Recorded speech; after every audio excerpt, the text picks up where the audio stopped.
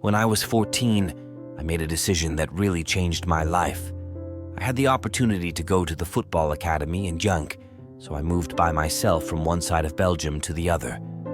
It was 2 hours away from home, but I told my parents that I wanted to go. The problem was that I was already shy in my hometown. At Genk, I was the new kid from the other side of the country who spoke in a funny dialect. It was lonely for sure. So my first 2 years at the academy were probably the loneliest years I'll ever live. Maybe some people will think this was all a bit crazy, like, why would you even do this at 14 years old? The only answer I can give you is that when I was playing football, everything went away. Any problem I had, anything I was feeling, it all disappeared. When I'm playing football, everything is good. If you want to call it an obsession, then maybe it is my obsession. Quite simply, football is my life.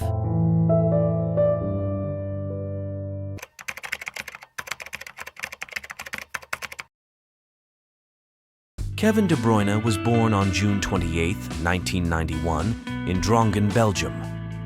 Even as a young child, Kevin's passion for football was undeniable. With the support of his family, he took his first steps in football with the KVV Drongen team. A childhood memory clearly illustrates Kevin's passion. One day, when his family couldn't find him, they were worried. But they found Kevin playing football alone for hours at a local pitch. At that moment, his family realized just how determined and passionate he was. Kevin's dad. Kevin was always a very active child from after 10 months. He was already running around and he never stops. He always wanted to play outside. Playing with balls didn't have any cars to play with. Everything he had was involved with playing football. During that time, Belgian football was in a difficult situation, and Kevin began to be seen as the hope of the future of his generation. Interestingly enough, this was also Kevin's biggest motivation. Almost every game, people wanted to interview Kevin. Almost every football academy in Belgium wanted to include him in their squad. At the age of 14, he was transferred to Genk's youth academy. Kevin recalls those days in an interview.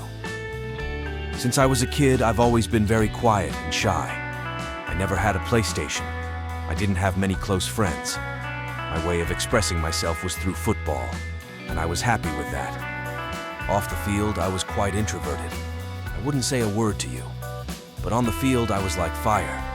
I know everyone laughs at the video of me yelling at David Silva, "Let me talk." But compared to my childhood self, that's pretty calm.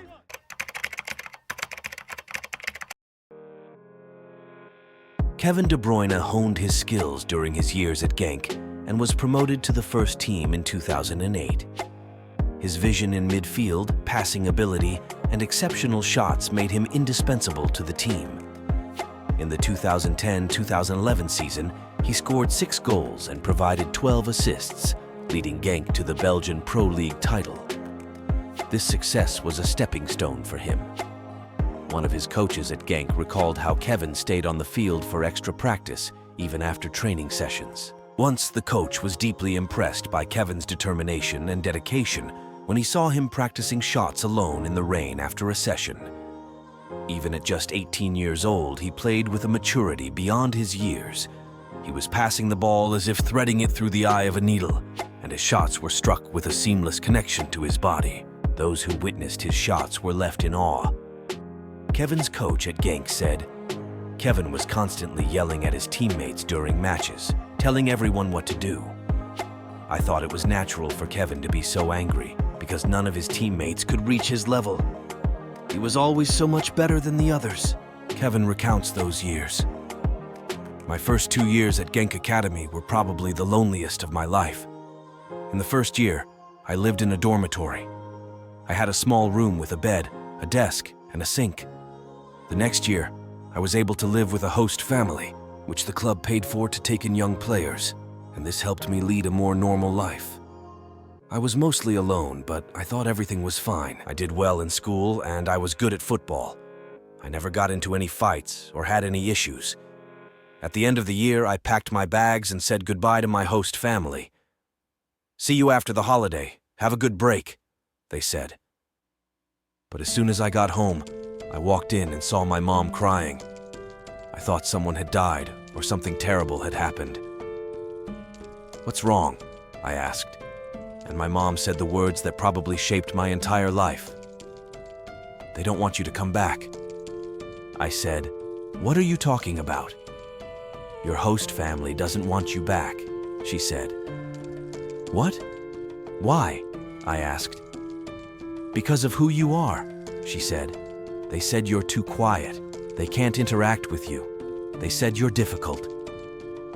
I was really shocked. They had never said anything to my face. There had never been any issues. I had just stayed in my room by myself. I hadn't bothered anyone. They had waved and said goodbye as if everything was fine. Then they told the club they didn't want me anymore. This was a big issue for my career because I wasn't a big star yet, and suddenly the club started thinking I was a problem. The club said they couldn't pay for another host family. I was going to have to move into another dormitory, and it wasn't going to be a nice place. It was more like a place for troubled kids. I remember watching my mom cry. Then I grabbed the ball and went outside to the fence where I used to play by myself as a kid. Something stuck in my head. Because of who you are. The words kept repeating in my mind. I kicked the ball against the fence for hours, and at some point, I remember saying out loud, "Everything will be fine. In 2 months, I'll be in the first team. No matter what, I won't come back home as a failure. No matter what." After the summer break, I went back to Genk, and I was still just in the second team. I was nobody, really.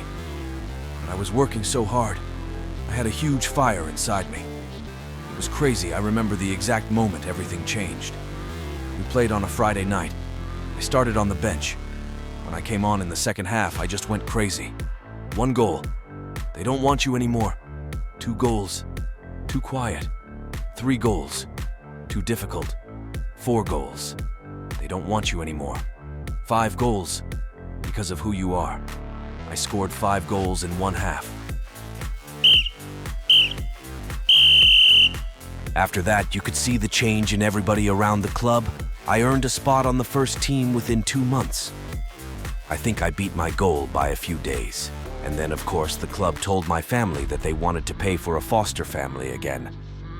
It's funny to see the change in how people treat you in football when you're doing well. One day, the foster parents actually showed up at the club, and the woman came up to me like everything was a big misunderstanding. She said something like, "We wanted you to come back. We just wanted you to go to the boarding house during the week. You can stay with us on weekends." Maybe I should have found it funny, but at the time it wasn't funny to me. They had really hurt me. So I said, "No, you threw me in the garbage. Now I'm doing well, and you want me back?"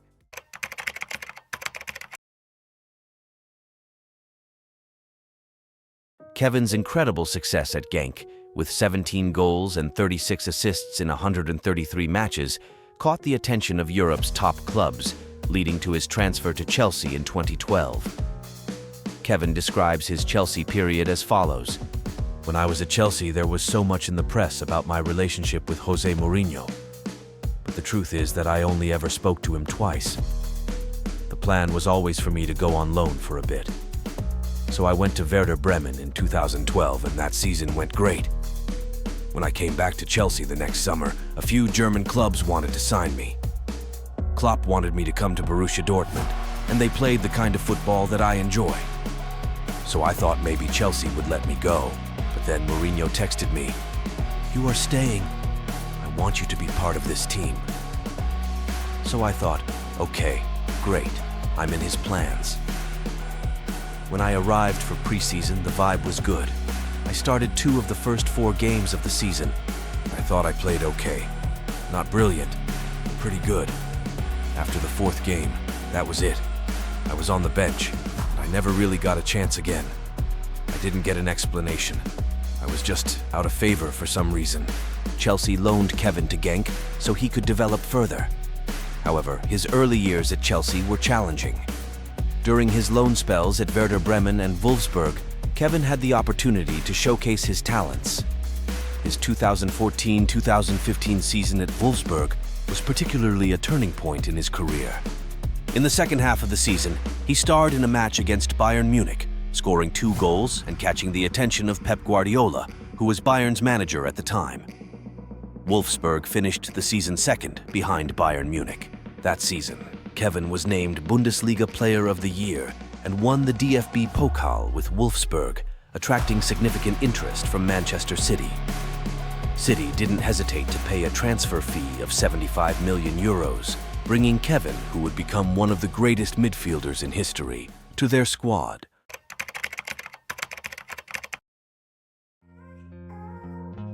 In 2015, Kevin De Bruyne transferred to Manchester City, where he truly unleashed his potential. The 2015-2016 season was quite unusual. City finished 4th, and Mourinho's Chelsea, despite being champions the previous season, ended up 10th, with Mourinho being sacked before the season ended. Leicester City, who had been in the championship just 2 seasons earlier, achieved a fairy tale by winning the title. Manuel Pellegrini also bid farewell to City, paving the way for the Pep Guardiola era to begin.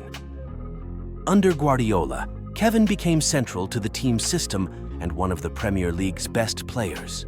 Kevin De Bruyne explains his relationship with Pep Guardiola.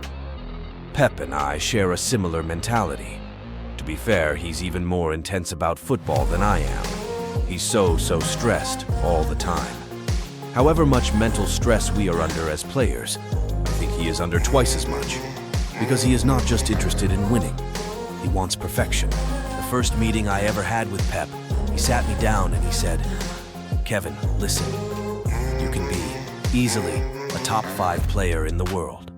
Top 5, easily." I was shocked, but when Pep said it with so much belief, it changed my whole mentality. It was kind of genius, I think, because I felt like I had to prove him right instead of prove him wrong. Often football is about negativity and fear, but with Pep, it's incredibly positive. He sets almost unattainable goals. Yes, he's a tactical genius, there's no doubt about that. But what people don't see is the pressure he puts on himself to achieve perfection. With Manchester City, Kevin has won numerous Premier League titles, FA Cups, EFL Cups, and a UEFA Champions League. His assists, goal passes, and leadership on the field have made him an indispensable part of the team. The 2017-2018 season was a historic one for Kevin De Bruyne and Manchester City.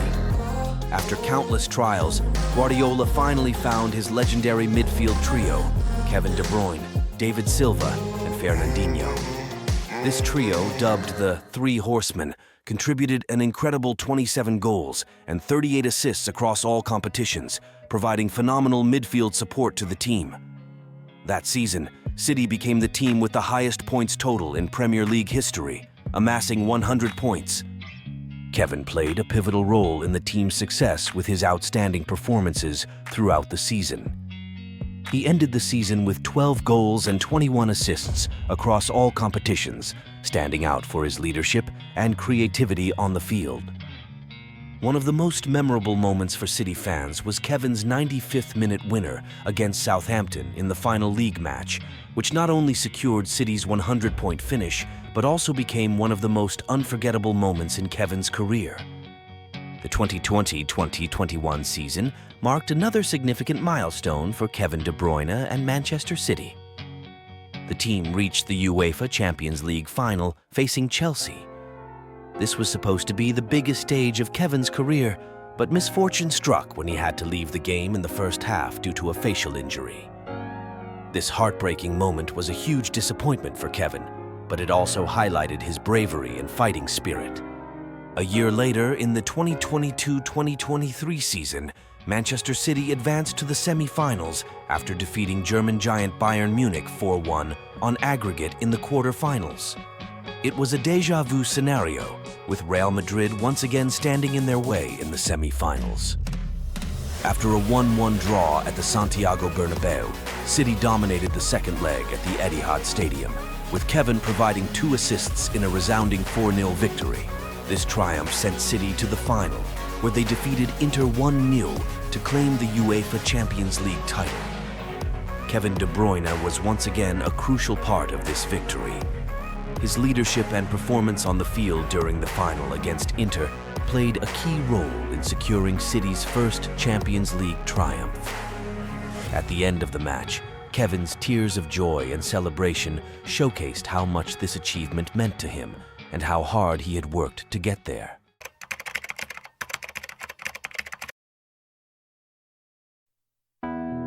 This season hasn't been easy for me. Injuries and the matches I've missed have been mentally tough. Sitting in the stands and watching a game feels like torture to me. I just can't handle it. Actually, my wife says there's something wrong with me. We've been together for almost 7 years and she's never seen me cry, not even at funerals. But then, at the start of this season, I got injured in the Fulham match. There was ligament damage in my knee. The doctor said I needed to wear a brace for a while. When you can't even put on your underwear without help, it turns into a constant nightmare. The timing was awful because my wife had just given birth to our second son the day before. I even called her on FaceTime to give her the news, and she had just gotten back home from the hospital.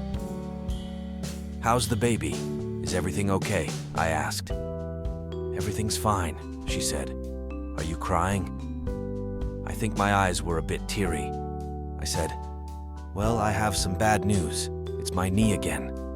I need to wear a brace for a while. I guess you'll have to take care of 3 babies now." And then, I literally broke down in tears. I couldn't help it.